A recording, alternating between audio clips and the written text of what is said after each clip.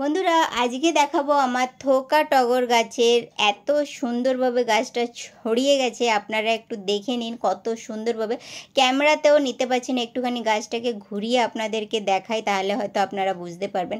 3.5 fit মতো height হয়ে গেছে আর এটা স্ট্যান্ডে রাখা ছিল, স্ট্যান্ডের পুরো জায়গাটা ভর্তি হয়ে গেছিলো, মানে এতটাই গাছটা ছড়িয়ে গেছে বৃষ্টির জল পেয়ে।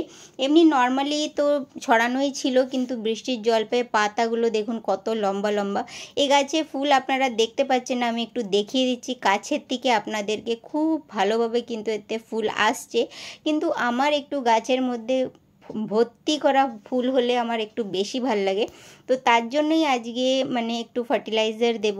আর হ্যাঁ, গতকাল একটা কমেন্ট এসেছিল যে গার্ডেনিংকে একটু সস্তাভাবে দেখাতে হয়, তো অবশ্যই দেখুন এই সময় আপনার গাছের গ্রোথের জন্য তো কিছু দিতেই হবে না কোনো রকম খাবার, শুধুমাত্র ফুল আনার জন্য যে খাবারটা প্রয়োজন সেটাই দিতে হবে। আর এই সময় আপনারা লিকুইড সার তো মোটেই দিতে পারবেন না, কারণ কি এত বৃষ্টি হয় আমাদের এখানে যে লিকুইড সার দিলে সে তো মানে বৃষ্টির জল পেলেই সব ভেসে চলে যাবে, তো ওটা শুধু শুধু মানে কষ্ট হবে আমাদের, কিন্তু গাছের কোনো কাজ হবে না।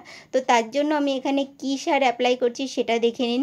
তো এখানে আমি 1 চামচ মতো সিভিড দিয়ে দিচ্ছি। সিভিড কিন্তু অনুখাদ্য, আর এটা আলাদাভাবেই আমরা প্রত্যেক মাসে আমাদের গাছে দিই। দ্বিতীয় নম্বরে এখানে দিচ্ছি পটাশ, আর 3 নম্বর সার হলো এখানে অ্যাপসাম সল্ট। এই 3টে সার অবশ্যই অ্যাপ্লাই করে দেখবেন, আপনার গাছে কিন্তু গাছ ভর্তি ফুল হয়ে যাবে। আর এই খাবারটা কিন্তু 12 ইঞ্চির টবের জন্য আমি নিয়েছি, আপনারা দেখতে পাচ্ছেন অনেকটাই খাবার আছে। আর হ্যাঁ, গার্ডেনিংকে সস্তা যদি করতে চাইছেন তো সেটা কিন্তু অন্য সিজনে করবেন। বর্ষাকালে সবথেকে দরকার আপনার গাছে যেন ছাত্রাক না লাগে, আর আপনার গাছটাকেও বাঁচিয়ে রাখতে হবে, তার সঙ্গে কিন্তু গাছে ভর্তি ফুলও নিতে হবে।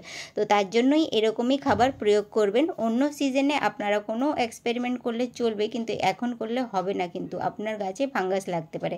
তো ব্যাস আগাছাগুলো সরিয়ে দিচ্ছি। আর এখানে আমি খুব সুন্দরভাবে এই যে খাবারটা দেখালাম, এই খাবারটা কিন্তু প্রয়োগ করে দেব। আমার গাছে কিন্তু প্রচুর শেকড় হয়ে আছে, যার জন্য কিন্তু আমি এখানে মাটিটাকে খুঁজে মেশাতে পারছি না। তো ব্যাস ওপর থেকে দিলেও চলবে, কারণ কি যেহেতু এটা নর্মাল গ্র্যানুয়াল ফর্মে আছে তো কোনো রকম সমস্যা হয় না। এইভাবে দেওয়ার পরে আমি একটু জল দিয়ে দেবো, যেহেতু আজকে আমাদের এখানে একটু রোদ উঠেছে খুব ভালোভাবে, নর্মালি জল দিতেও লাগছিল না অনেক দিন ধরেই, তো আজকে একটু রোদ উঠেছে, তবে আবার বিকেলের দিকে আবার বৃষ্টিও হয়েছে। তো যাই হোক, এভাবে জল দিয়ে দিচ্ছি। আর ধন্যবাদ ভিডিওটা দেখার জন্য। চ্যানেলে নতুন থাকলে সাবস্ক্রাইব করে নেবেন, কমেন্ট অবশ্যই করবেন। ধন্যবাদ, আবারও বলছি।